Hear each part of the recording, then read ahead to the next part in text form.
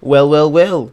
I know you read the title of this video. You're asking, how is that even possible? China broke the market? Well, it's actually pretty simple how it was done. So, just to get into a brief, rundown, essentially over this channel, I've extensively covered different AI tools. I've looked into Sora AI, I've looked at different apps, I've looked into ChatGPT, I've looked into any variant of, video making that has been done with AI because I'm just very interested in AI and how it's been developing. I mean, we literally went from Will Smith eating noodles to like puppies in snow. As a matter of fact, actually, even with Sora AI right now, you can even do. There's one where it was like there was the whatchamacallit? Oh yeah, the California gold mine. Like someone put in a prompt to recreate the California gold rush back in the I believe it was the late 1800s. Might even be even earlier than that. And so here we are with AI really progressing at a rapid pace. Now, of course, AI is rather controversial because, well, I mean, you have people having videos of saying like, "Oh, AI took my job," or "AI is doing this and that." So it's a very iffy topic. And of course, every single university probably has to update its policy on AI generated content because it has gotten so rampant. But that's essentially a brief rundown of what's been going on with AI, at least in terms of my own coverage. But if you haven't heard already, and if you are a stockbroker, you probably heard about this new thing called DeepSeek. So China actually launched this new AI called DeepSeek, which has really taken the internet by storm, and I'll explain why in a second. But to understand how much impact this one AI had, NVIDIA, which is one of the biggest manufacturers, lost up to 18% in their market share. Now, NVIDIA is one of probably the most valued tech company out right now, and a lot of people have lots of money into it. So take in, it was about maybe 148 dollars per share at the time I saw it, and it dropped down to about 114. Though the information I have up for you is probably about 118 at market close. But that's a bit of market jargon, but you get the point. But if you're saying, I don't understand this, Ashi, this doesn't make any sense to me, okay, they lost about 600 billion in market cap in a single day. So basically, their worth went down by a lot, in case you were wondering. So that's where in terms of that. And you're kind of sitting here, you're wondering, like, how could one AI really shake up tech so much? You have to understand, if you're NVIDIA, okay, you sell like chips to power these AIs, to train these AIs, and as we'll get into a bit, they literally gouge the hell out of these high-end like cards that they produce. Okay, so naturally, when a competitor finds something that's a bit cheaper, you get something like this. That happens. But anyways, moving along. So we're going to talk a bit about what the AI actually is. So I actually went to their website and tried to take a look at what they were asking, or not asking, what they did. And so a quick thing about DeepSeek is that essentially it is a performance which is on par with OpenAI O1, which is what ChatGPT uses. And it's actually fully open source model and it has technical reports. And now I want to look up how much it costs to make. And I'm going to put a caveat here because it says that it cost about 6 million. However, I don't believe this is accounting for other development costs, but that's what's been publicly presented, so we're just going to roll with what we have. So apparently it costs 6 million. And so if in case you're wondering, okay, 6 million doesn't sounds like a lot of money, right? And so you might be asking, like, how much did like ChatGPT cost to make? Because that's, valid question. And so from the brief research I did, according to OpenAI back in 2022, it cost about $514 million to develop ChatGPT. And also, even if you look at the assets for DeepSeek, or the datasets, it looks like they actually can work with on par with GPT-O1, or sometimes even better. But of course, each and every little device has its, its pros and cons and this and that. So now we're going to look into some of the features that they've actually presented on their website. And here I have, so it says here it's a DeepSeek V2.5, 1210 is an upgraded version of DeepSeek V2.5 with improvements across various capabilities. So to understand, there's various phases that these AI models will come out. So that's why you have stuff like GPT-3, and then you have GPT-4, and then you have whatever the new version is going to be in maybe a few months' time.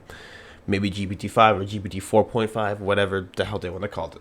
But essentially, these chatbots are just evolving, which is what the new version is. So according to this new version, the mathematical performance says that has improved from 74.8% to 82.8%, which is pretty big actually when it comes to efficiency. When it comes to writing codes, I know junior developers are probably sweating in their pants right now, being like, oh my god, what are we going to do? And it's about 29.2% to 34.38%. And when it comes to writing and reasoning, improvements have been observed in internal test data sets. So unfortunately, they didn't provide a number for this, but that's what it is. And additionally, the new version of the model has been optimized to user experience for file upload and web page summarization functionalities. So essentially, you can give it a giant paragraph and it'll summarize it for you, or it can give you a whole web page and it'll just summarize it for you. And now, looking into like the specs of what it was using, so apparently their V3 model, which is actually even more updated, actually uses NVIDIA's H800 chips. And just to tell you, just long story short, these are just less powerful chips to be trained on. Because when it comes to AI, although I have said this many times, but I'll say it again, when it comes to training on data, it's what you ultimately give it. It's not really, ultimately what is available. And now, moving along, is that going back to what I was talking about with the market cap, essentially now, with these lower end hardware, it's shown that this AI can be just as powerful as what's on the market, and you don't need to pay for it as much. Because essentially, as a business, you're always trying to cut costs, yes, but you're also trying to, what's the most efficient. So if it comes out that, NVIDIA is charging so much for their new chips, and then on top of that, you realize, oh, wait, H800s can do the same thing, but for way less investment. So I can kind of see where the 6 million comes into effect here. But like I said, that part is, of course, open to speculation. Now, I actually decided to test out the app, and I know there's a lot of common memes going around when it comes to testing out the app. And I mean, I've seen other YouTubers use it. I've done it myself. I've seen it on Twitter, social media. But essentially, I decided to say, hey, what if I ask it about some very strange stuff? Now, before the Chinese assassins come for me, this was done for testing purposes. Okay, I promise I'm not making fun of your president. Maybe a little bit. So, anyways, I decided to put it into what was going on. Essentially. So I made this a joke about the Chinese president looking like Winnie the Pooh, and unfortunately, it could not argue. So then I went on and I asked it, okay, explain to me how like Chinese communism works, because apparently China's communism isn't really communism. So I asked the AI, and surprisingly, the AI actually gave me a pretty succinct answer. But then I asked it about the infamous, Tiananmen Square massacre, and of course, it could not comment. And so, yeah, here we are. But then again, are you really surprised? I mean, China, there's literally a website where you can go and see what websites have been blocked in China and what hasn't been blocked in China. So, what do you want me to tell you? I'm not surprised. And though, the real irony I find is that why the hell do the Chinese have you being able to log into your Google account when the big Google is banned?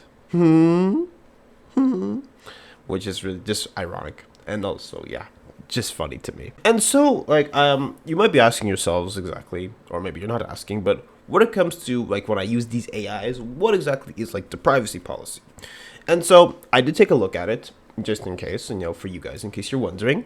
So, their privacy policy is actually rather straightforward. It's just essentially, they use the data that you give it. So, if you give it your passport photo, they're going to put it in, and they're going to use it. And so, in case you're wondering, I don't want to give my secrets to China, whatever, just for the record, OpenAI, which is an American company, also has this exact same policy where their AIs are trained on all this data that you give it. So if you give it your real name and along with a problem, it's going to save it and then process it and do all the stuff that AIs train themselves on. So, that's really where we are now. And so, if you're really paranoid about your privacy, there is an alternative. You can actually run this stuff locally. And unfortunately, I'm not going to run it for you guys today because it's not a long process, but I'll leave a link down below if you're really curious. But yeah, in case you're really wondering, when stuff is stored locally, of course, it's only on your device. And when it's only on your device, you don't have to really, worry about, oh my God, is this company getting my data? If this company getting my data? Because mind you, we do live in a time where, privacy has greatly stricken down. You can't be as private as you once were. But fortunately for you, you can run it locally. They even give you all the steps properly. But I also want to mention that you probably also want the proper hardware to run it before you decide to jump in. So if you have a dusty old 2009 Dell, you probably shouldn't try to run an AI on it. Or even sometimes even more modern stuff might not be able to run it as well. From my understanding, okay? But then again, what I run my system on is a bit better than most people have. So it's not like I am, saying, oh, you can only have my setup. I'm just saying, from my perspective, I don't believe it's possible. But anyways, yeah, so that's the whole thing about that. So if you ever want to toy with that, I mean, you can always just sign up or whatever, or you want to download it. You'll have your instructions down below. And for those of you who are weirdos and run other OS systems, I'm just kidding, Windows sucks. Essentially, you can run it on Linux and you can run it on Mac as well. So there's different steps, of course, but essentially it's all there. And so like here I am just wondering exactly, when I look at these like AI models, I wonder, my question is always just that how much further can they push this like technology along? Because I've been watching AI grow since it really started breaking out. As a matter of fact, actually, I literally found out about like ChatGPT and stuff like before it got super popular. But whenever something like this stuff will come out, it always will end up being super popular because, the question on everybody's mind is always like, oh, is AI going to take our jobs? Is AI going to do this? Like, oh, what's going to happen? And, well, from my own opinion, from what I've been seeing, AI essentially, to me, is probably going to weed out, smaller jobs. Or at least it's going to weed out redundant jobs. From what I'm seeing, because you are going to need people who are competent in this stuff. Because mind you, these chatbots can't take over an entire coding job with more complexities. Because, I mean, hey, while this thing can code a very good game, okay, stuff that has like shaders and layers and yada yada yada yada, it's not going to really do it as well as a human who is going to sit there and nitpick every little aspect. While it can do the really basic stuff, it's going to need some more time to really tackle more complex stuff. So I feel like if you're like a programmer, you're wondering if I'm going to lose my job, it's not so cut and dry. At least that's my opinion as of now. Maybe in a week, or maybe in a few months, maybe in a couple of years, that could change. But as I see it right now, I don't see AI just taking over the way you see in a movie. But it just goes to show you that I do like competition when it comes to these things, because a big factor into DeepSeek that I didn't mention this entire time is that how you have to pay for GPT-4 to get all of its features to really unlock it. On DeepSeek, it's all free. And when it comes down to using apps, people are going to really ask themselves, is the service I want worth paying for? And so when you ask yourself that question, you're just like, okay, well, I could be paying for it, but on the other hand, I could get it for free. So people will always work off of convenience. So if they see DeepSeek is free and I have all the features, why would I not go sign up? Right? just makes sense. Instead of paying how much for GPT-4 like every other month, it just makes total sense. And so, it just feels like it's just an evolution of what's been going on. Because keep in mind, okay, when it comes to somebody who like maybe privates movies even, Netflix, I just saw raise its prices again. And so the person who's paying for Netflix is going to look at it and it's like, is it worth it to go and pay like, I don't know, how much is it now? Maybe like 20 some a month? Or could I just sail the high seas and look for the One Piece instead? That was a terrible anime reference. But you get the point. So when it comes to stuff like this, people are always going to go convenient. And that's why NVIDIA lost a lot of money. It was just NVIDIA too. I mean, if there's literally like a meme where like all those markets are in red and it has the Chinese flag. But a lot of people lost out. A lot of companies lost out as well. So we'll wait and see. But yeah. So this type of technology has always been rather fascinating to me. So I'll always be covering it whenever I see it. But yeah, guys, that's basically it. So if you enjoyed this video, make sure you like, comment, and subscribe, and follow my socials down in the description below. And leave a comment if you want to, if I'm actually curious about what your thoughts are on this stuff, because I really am curious as well. But anyways, that's it for me for today. So, ciao.